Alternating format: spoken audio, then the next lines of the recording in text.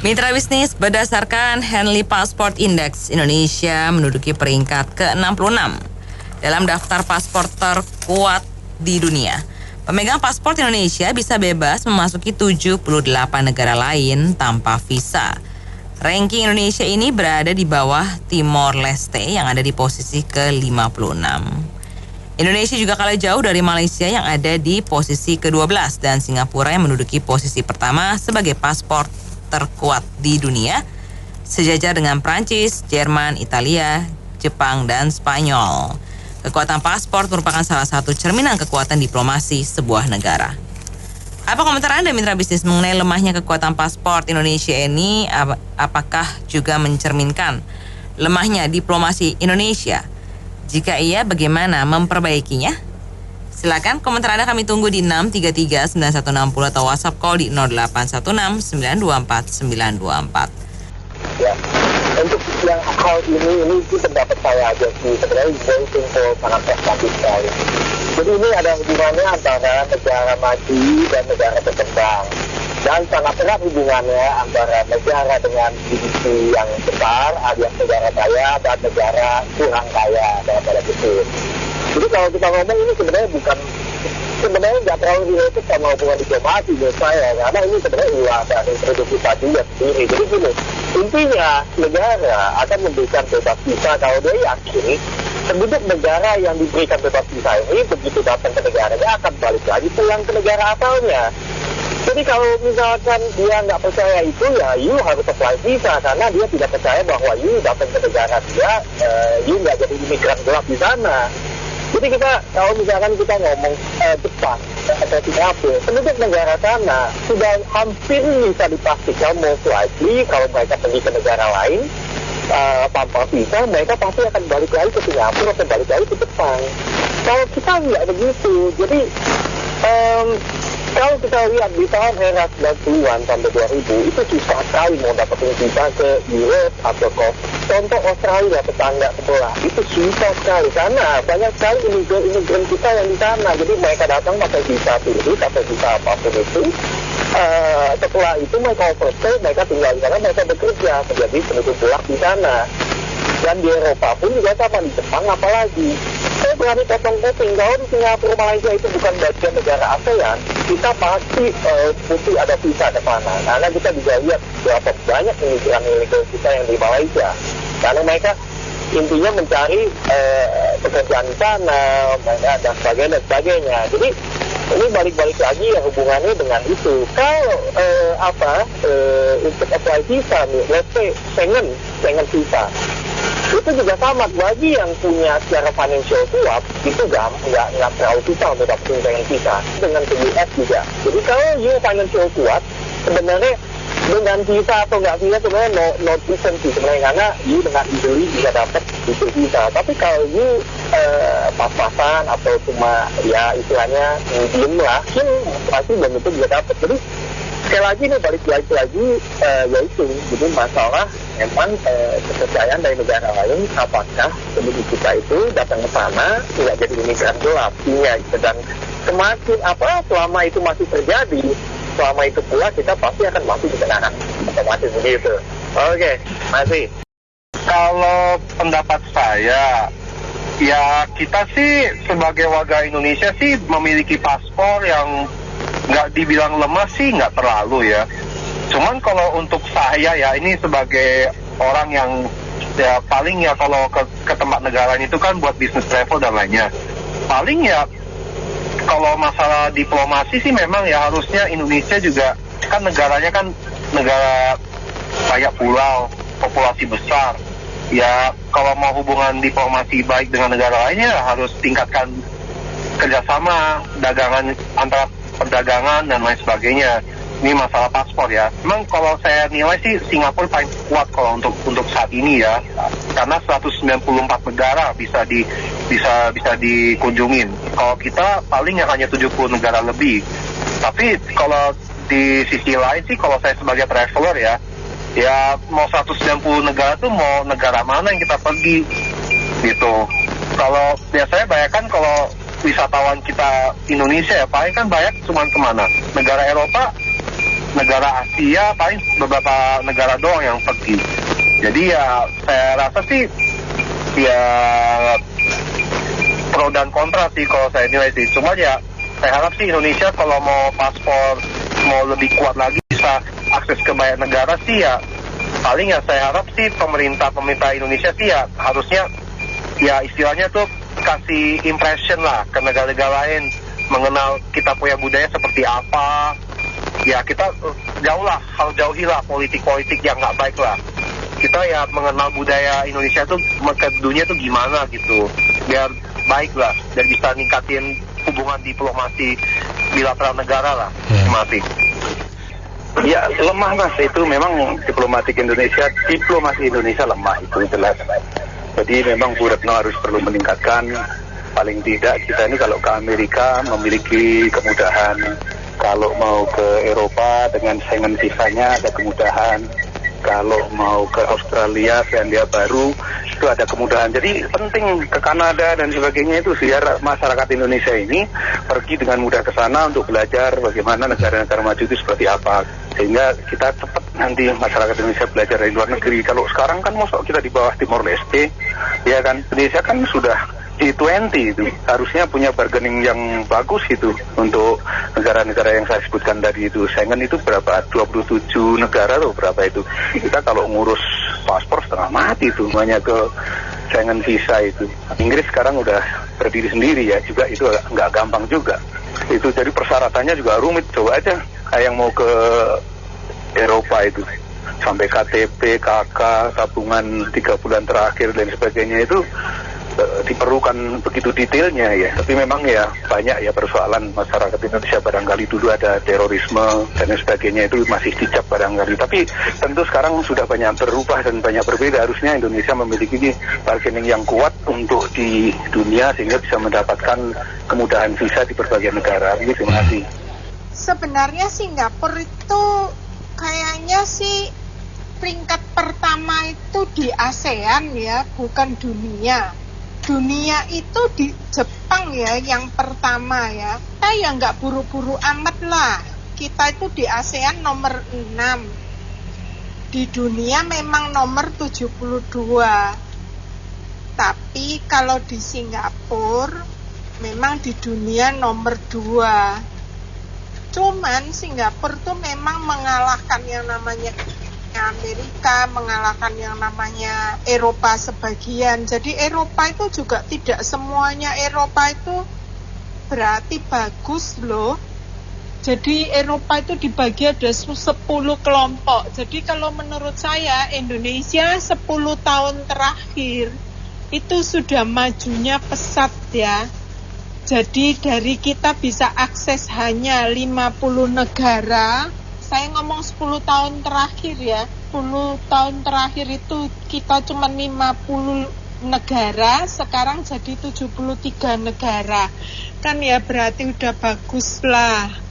Makasih. Ya, kekuatan diplomasi Indonesia nggak kalah. Diperlukan pemimpin yang tegas supaya bisa mengakreditasi kedudukan peringkat Indonesia gitu loh. Untuk Timur aja kita itu kan negara bekas ya. Mohon maaf nih kalau saya salah penafsiran. Bekas daerah Indonesia, provinsi ke-27.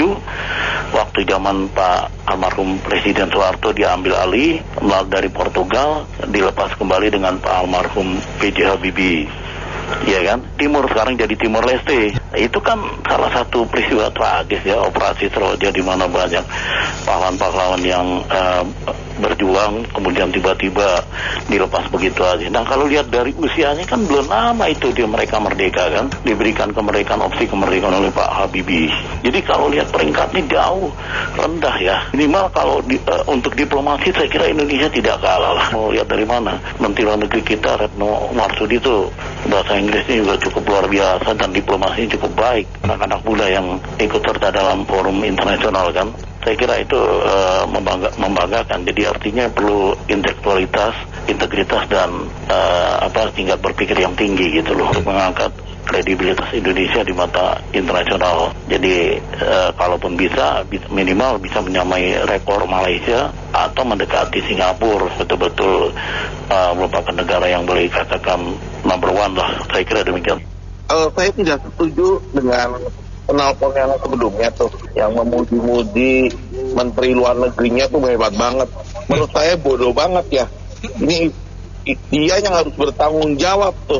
Indonesia yang paling tua kok malah ranking 66 ya.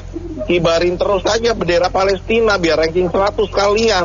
Sama demonya 212 jilid ke-5 ke-10 ke-100 biar rankingnya paspor itu ranking ke-200 paling tidak menyenangkan dan paling menyebalkan. Itu Deplu yang paling bertanggung jawab. Kenapa paspor ya dari negara yang paling luas, paling besar, bisa dibilang se-Asia luasnya, bisa rankingnya jelek banget. Itu Menteri Luar Negerinya harus diganti tuh.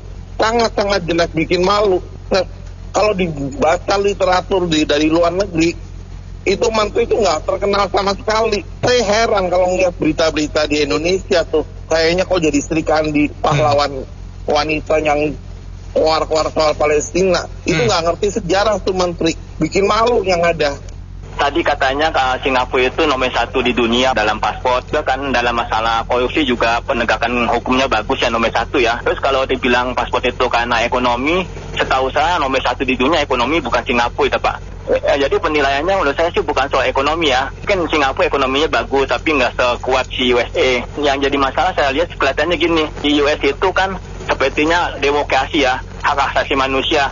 Tapi orang kulit hitam ditembakin, itu yang kata bilang injek kepalanya.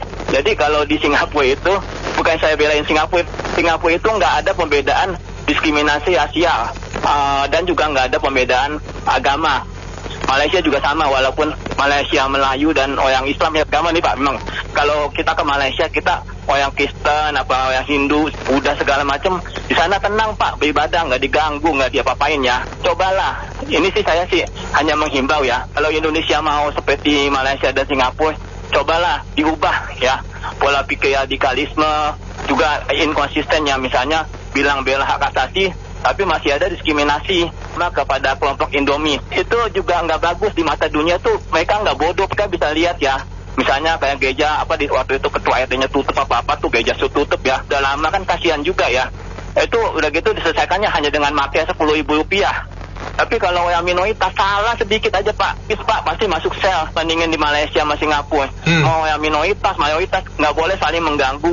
Berdoa apa tuh nggak boleh. Kalau mengganggu ya masuk sel juga mayoritas. Nah itu juga salah satu sebabnya menurut saya ya. Kalau Indonesia mau maju, secara ekonomi juga dibaguskan tetap. Tapi juga masalah diskriminasi, intoleransi semua tuh dihilangkan lah.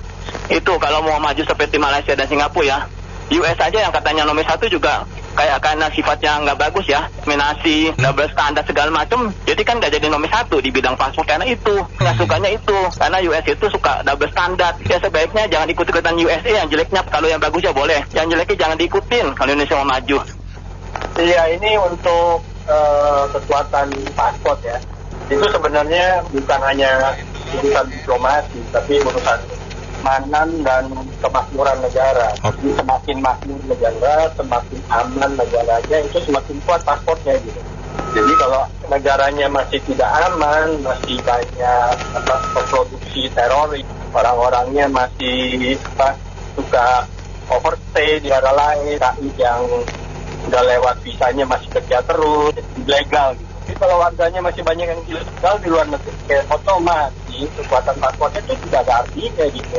Karena referensinya jelek, masyarakatnya tidak menghargai paspornya sendiri, sampai bisa overstay, ilegal, tinggal di negara orang lain.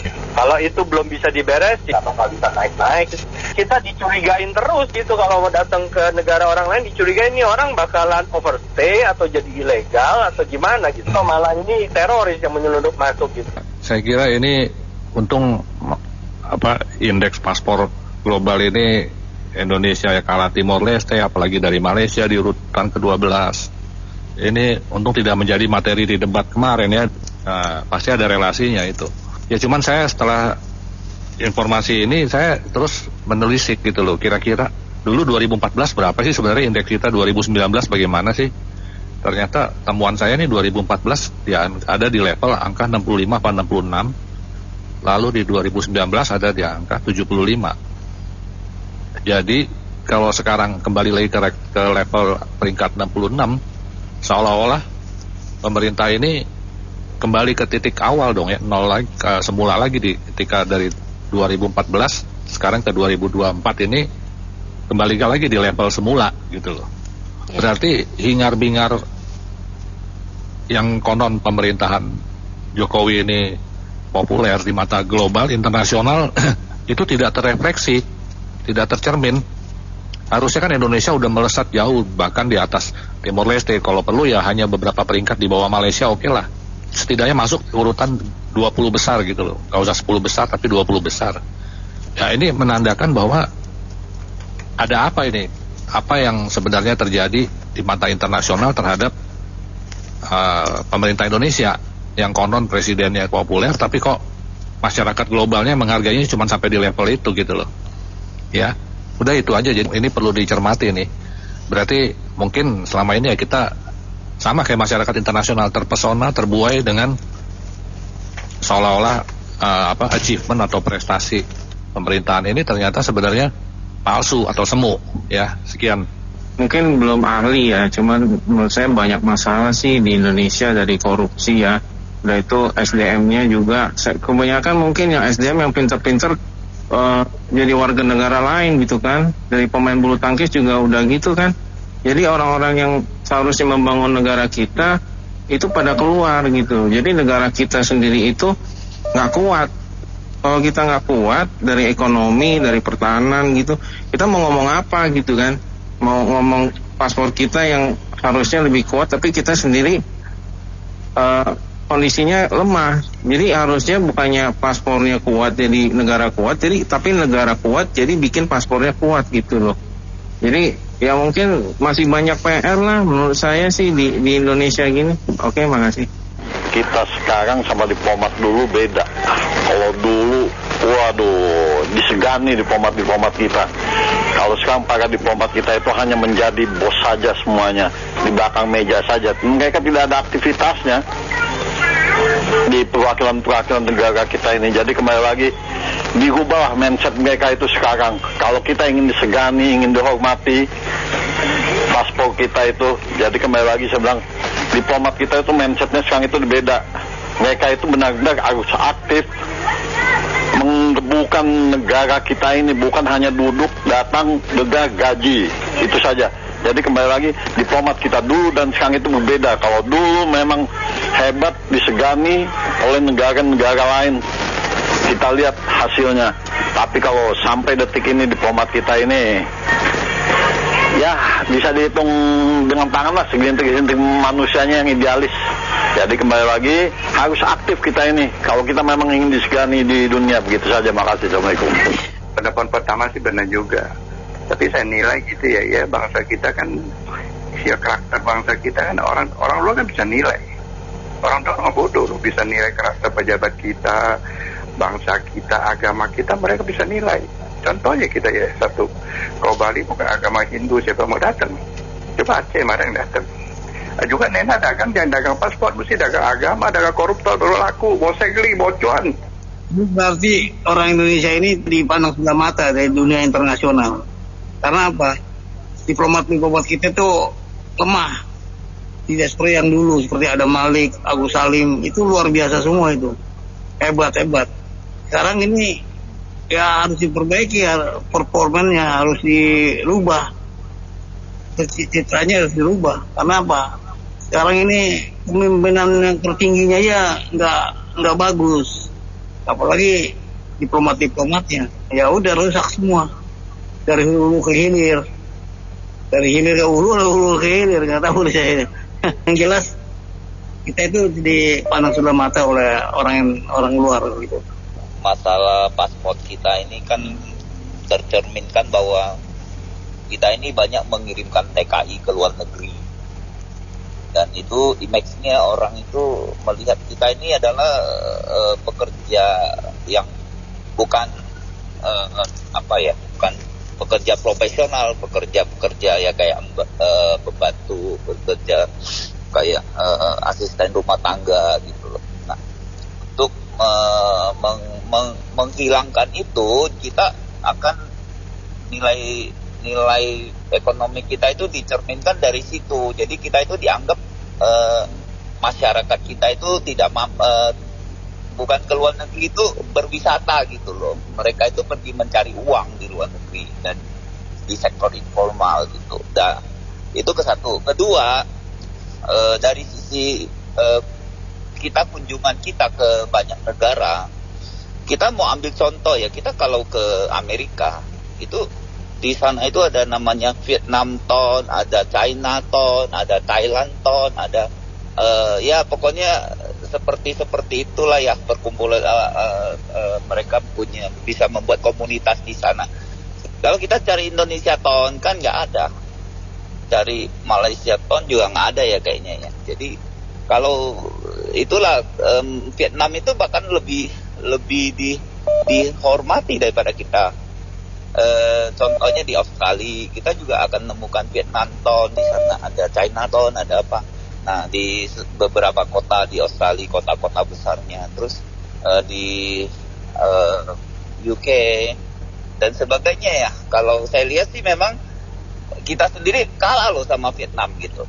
Jadi ya otomatis kita harus minta visa, dan visa itu jarang disetujui langsung approve jarang, apalagi mau ke Amerika. Karena kita rata-rata ke sana itu cuma mau cari kerja, bukan berwisata. Itu aja komentar saya. Terima kasih. Saya setuju nih dengan Bapak penelpon sebelumnya, hampir sama opini yang saya menyampaikan.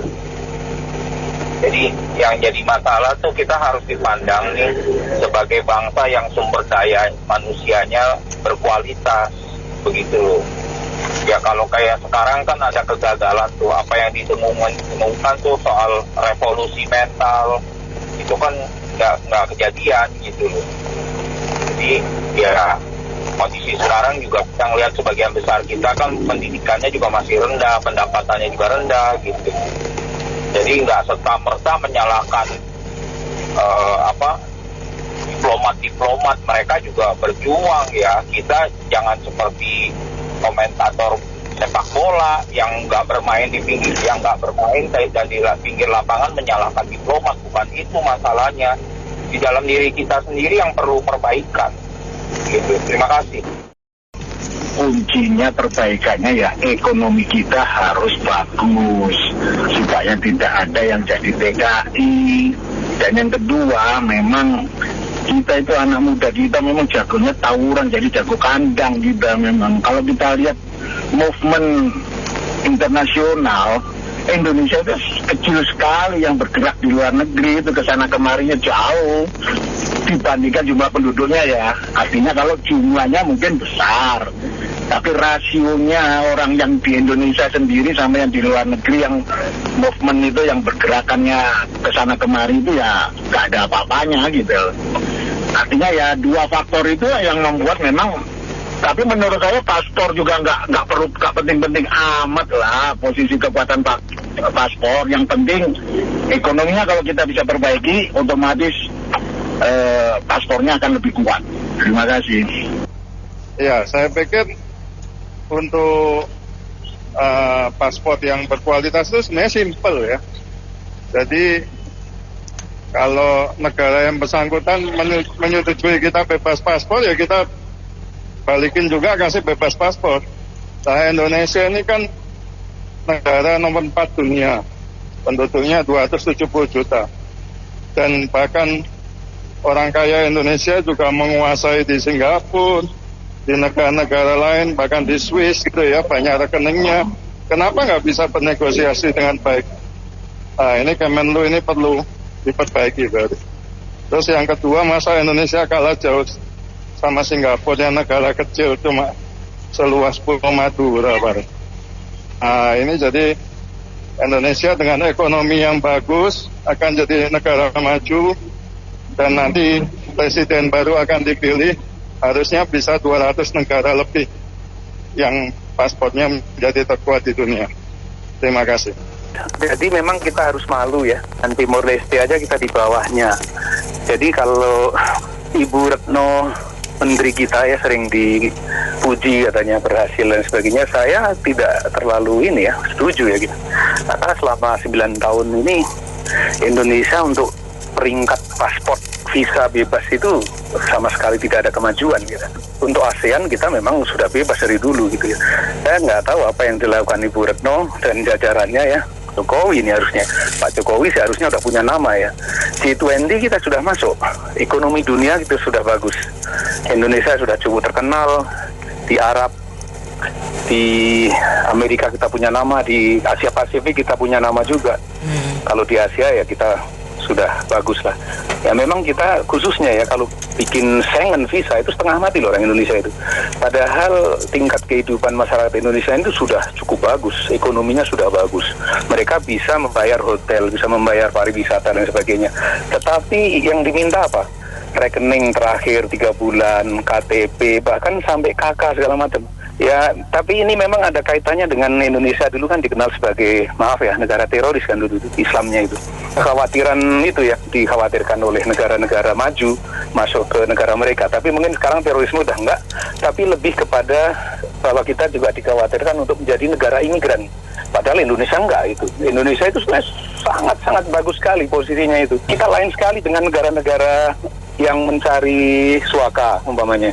Itu jelas sekali itu ada Sri Lanka, ada India juga masih banyak yang mencari suaka, dan negara-negara Arab lainnya itu banyak mencari suaka. Ya, tapi Indonesia memang harus ditingkatkan itu, terutama Kementerian Luar Negeri Republik Indonesia itu harus dengar itu bagaimana kita melobi kepada Amerika, kepada Schengen ya khususnya 27 negara members itu kita lemah sekali. Indonesia nggak pernah bisa tembus apapun untuk kalau kita mau ke Eropa itu seperti kita dicurigain, kita dianggap miskin, kita Indonesia tahu sendiri kita mesti jadi destinasi dan ekonomi kita sudah growth luar biasa. Itu yang harus diperjuangkan Ibu Retno sebelum lengser, bukan lengser saya nggak tahu kalau Pak Jokowi masih jalan, Pak Prabowo masih jalan, mungkin masih diangkat. Tapi kalau nggak ada kemajuan itu ya mohon dikoreksi itu bagaimana Indonesia di kancah internasional bisa menjadi negara yang terhormat. Itu penting loh itu sangat betul sekali. Kita Malaysia masuk di bawah Timor Leste sih Ibu Retno ini ya memalukan menurut saya. Tingkat kehidupan kita jauh. Timor Leste berapa dia punya per kapita, Indonesia sudah berapa punya per kapita, tapi masa untuk standar visa ke Australia juga kita susah sekali untuk ke sana. Tapi maaf bagi kelompok tertentu, golongan tertentu yang duitnya banyak memang mudah ya ke sana bayar dan sebagainya itu. Tapi gimana dengan masyarakat yang lainnya yang mau ingin melihat di luar negeri? Jepang itu ada support itu bagi masyarakatnya yang mau ke luar negeri, support dikasih macam. Terima kasih. Saya kurang lebih setuju dengan telepon sebelumnya. Memang ini kalau saya bilang sih korelasinya mungkin ada kaitannya dengan negara korupsi ke berapa gitu ya. Ini mungkin secara nggak langsung gitu ya. Ada korelasinya lah. Tapi jangan lupa Indonesia juga kenapa kalah dengan Malaysia, dan itu kan Malaysia itu kan negara persemakmuran ya, jajahan Inggris gitu. Kita itu bukan dengan negara Commonwealth itu loh. Indonesia kan jajahan Belanda kebanyakan. Ya, satu lagi hal yang penting emang negara korupsinya itu diberantas dulu ya kan.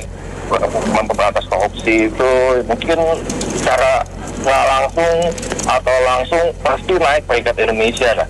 Itu aja dulu lah ya. Jadi soal agama itu setuju, yang ditakut teroris itu setuju.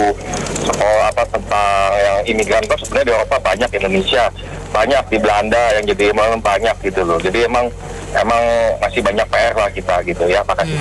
Bangsa kita itu bangsa pemalas. Cikal bakal dari zaman Belandanya juga dibudakin, memang bebal. Bangsa kita itu harus diperintah 5-15 kali baru dikerjakan, mungkin baru dieksekusi. Ya, memang udah melekat sih seperti itu kekayaan alam kita, mau memanjakan hidup bangsa kita.